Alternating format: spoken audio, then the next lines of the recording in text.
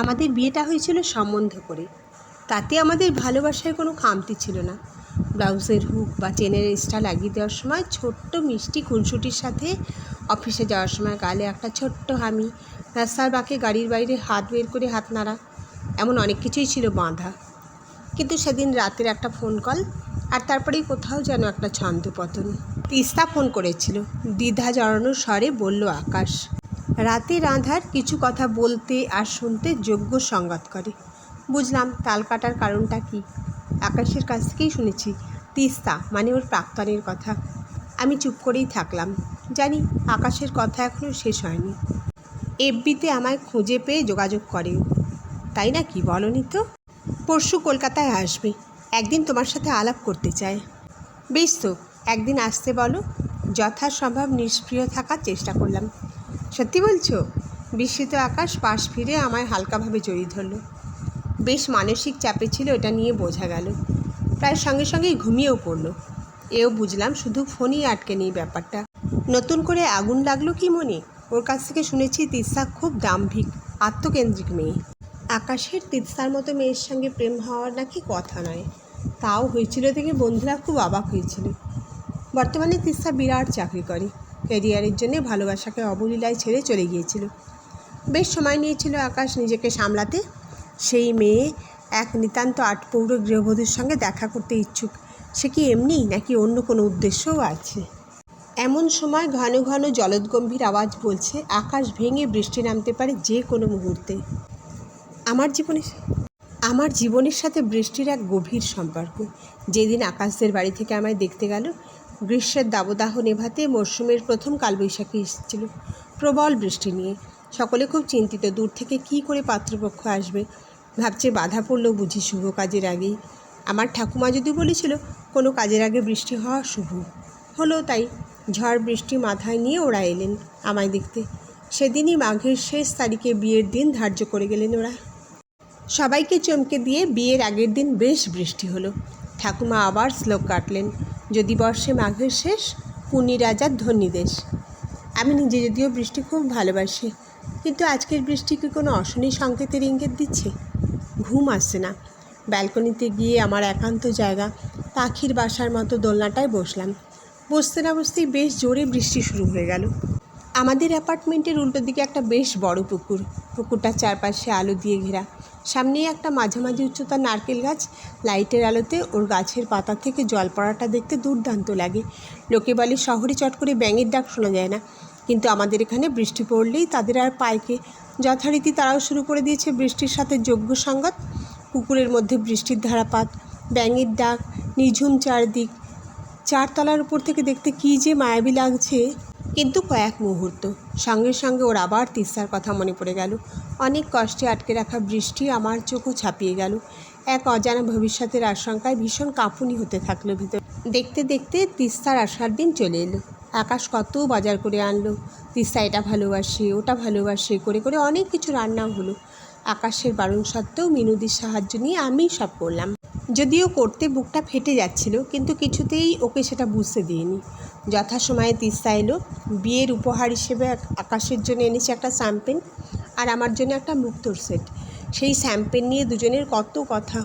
রক্ষণশীল পরিবারের বড় হওয়া আমি পাশে বসে বোকার মতো শুনছি। শ্যাম্পেন খোলার জন্য তিস্তা ব্যস্ত হলে আকাশ বাধা দেয়। চন্দ্রানী দুর্দান্ত আমপোড়ার শরবত করে, তোর জন্য রেডি করেও রেখেছে। কী গো, ভুলে গেলে নাকি? আমি মনে মনে জিভ কাটি। সত্যি তো ভুলে গিয়েছিলাম তিস্তাকে দেখে। ওর কথাবার্তা, সাজগোজ, পোশাক সব কিছুই বড্ড চিত্তাকর্ষক। নিজেকে ওর পাশে খুব খুব সামান্য মনে হতে লাগলো। রান্নাঘর থেকে শুনতে পেলাম উৎসাহিত গলায় তিস্তা বলছে, ঘর কি ইন্টেরিয়র ডেকোরেটর দিয়ে সাজিয়েছিস? ধুস, সব চন্দ্রানীর বুদ্ধিতে। সেই জন্যে মনে হয় একটু কমপ্লিটনেসের অভাব। গলার স্বর মুহূর্তে অন্যরকম। নিজের মনে হাসি পেয়ে গেল কেন জানি আমার। আরে তুই তো গলদা চিংড়ি খুব ভালোবাসতিস জানতাম। এখন কি হলো তোর? আর একটা তো নিতেই হবে। মালাইকারিটা তো দুর্দান্ত হয়েছে। ভালো লাগছে না তোর? হ্যাঁ, বাট আর কত খাবো? আরে ধুত, খা তো, বলে আরও একটা প্রমাণ সাইজের চিংড়ি তুলে দেয় তিস্তার পাতে। আরে কোন সকালবেলা গিয়ে খাসির সামনের পা নিয়ে এলাম লাইন দিয়ে, আর তুই মাত্র 2 পিস তুলে নিলি। এই বলে আরও 2 পিস তুলে দিল আকাশ জোর করে। দুপুরের খাবার টেবিলে আকাশের জোর করে তিস্তাকে খাওয়ানোটা আমি নিতে পারছিলাম না। আদিক্ষেতা দেখে আমার শরীর জ্বলতে লাগলো। দুপুরে খাওয়ার পর ওরা দুজনে পুরনো দিনের গল্পে আবার ডুবে গেল। আমি পাশ থেকে উঠে এলাম, ওরা টেরটিও পেল না। সারাদিনের ক্লান্তিতে চোখটা একটু লেগে গেছিল। ঘুমটা ভাঙতে দেখি ঘড়ির কাঁটা 5টার ঘর ছুতে চলেছে।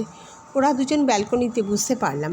বিকেলে চা করবো কিনা জানতে গিয়ে ওদের কথোপকথন শুনে আমার পা দুটো আটকে গেল মেঝেতে। অন্যায় করছি জেনে ওখান থেকে নড়তে পারলাম না। তোর যখন আমার প্রতি কোনো ফিলিংসই নেই তাহলে বাড়িতে ডাকলি কেন? আমি তো আসতে চাইনি। এত যত্ন করে আমায় খাওয়ানোর ঘটাই বা কেন করলি তুই? আবার ফিরিয়ে দিচ্ছিস আকাশ তোর তিস্তাকে, যার বুকে তুই একদিন আশ্রয় চেয়েছিলি? আস্তে আস্তে জিজ্ঞেস করে তিস্তা। তার মানে তিস্তা আসতে চায়নি? চমকে উঠি তিস্তার কথায়, যদিও চমকের আরও অনেক বাকি ছিল। অহংকারটা এবার কমা তিস্তা, তুই ইচ্ছে হলে চলে যাবি, আবার ইচ্ছে হলে ফিরে আসবি। এই ভেবে যে সব কিছু তোর কথা মতোই চলবে এমন তো সবসময় হতে পারে না। তাছাড়া আকাশ তিস্তার বুকে একদিন আশ্রয় চেয়েছিল ঠিকই, কিন্তু সেদিন তিস্তা পথ পাল্টে নিতে বিন্দুমাত্র দ্বিধা করেনি। এখন আকাশের বুকে চন্দ্রানী আছে, আমি কিছুতেই তাকে ঠকাতে বা সরাতে পারবো না। তিস্তা একদম আকাশও একটু চুপ করে যায়, তারপর আবার বলতে থাকে, আমি তোকে বললে তুই বিশ্বাস করতিস না আমি কতটা ভালো আছি, তাই বাড়িতে এনে চন্দ্রানীর হাতে গড়া সংসারটা দেখালাম। তুই যোগাযোগ করার পর আমি বেদম চমকেছিলাম ঠিকই, কিন্তু বিরাট কিছু খুশি হয়নি। সেদিন ফোনে বলছিলি না বিরাট দম্ভ করে যে তুই ছাড়া আমি ভালো থাকতেই পারি না, তাই তোকে ডেকে এনে দেখালাম আমাদের খুশির সংসারটা।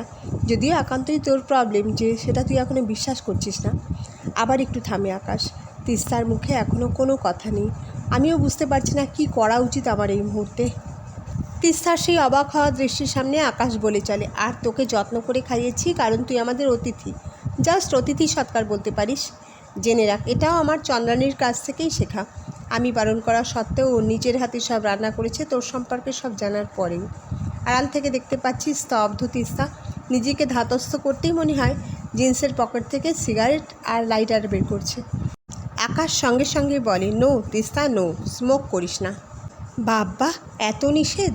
আর তুই নিষেধ করলেই বা শুনবো কেন? আগেই শুনিনি তো এই মুহূর্তে প্রশ্নই ওঠে না। তীব্র ব্যঙ্গ, শ্লেষ, হেরে যাওয়া, হারিয়ে ফেলা সব মিলিয়ে মিশিয়ে তিস্তার গলার স্বরটা অদ্ভুত শুনতে লাগছিল। 100 বার তুই শুনতে বাধ্য, কারণ মাই ওয়াইফ ইজ ক্যারিং। আমি বাড়িতে স্মোকিং বন্ধ করে দিয়েছি, তাই তোকেও অ্যালাউ করার কোনো প্রশ্নই নেই। জলজলে চোখে তিস্তা তাকিয়ে থাকে আকাশের দিকে। পরিস্থিতি হাতের বাইরে চলে যাচ্ছে দেখে উপস্থিত হয়ে দুজনের মাঝে। বলছি, কি খাবে, চা না অন্য কিছু? খুব মেঘ করেছে, তিস্তা এখনই চলে যাবে বলছে। তুমি বরং আমাদের দুজনের চা বসাও, আর তোমার হাতের স্পেশাল ঘি দিয়ে নারকেল মুড়িটা মাখো। আমি ওকে চট করে নিচে ছেড়ে দিয়ে আসছি। খালি তিস্তার নয়, আমারও একের পর এক অবাক হওয়ার পালা চলছে। সোফায় পড়ে থাকা ব্যাগটা তুলে তিস্তা অবহেলার সাথে বলল, তুই বরং চা মুড়ি খা, আমি একাই চলে যেতে পারবো। সব রাগ দরজার উপর দেখিয়ে তিস্তা গুড বাই বলে চলে যেতে না যেতেই বৃষ্টি নামলো ঝমঝমিয়ে।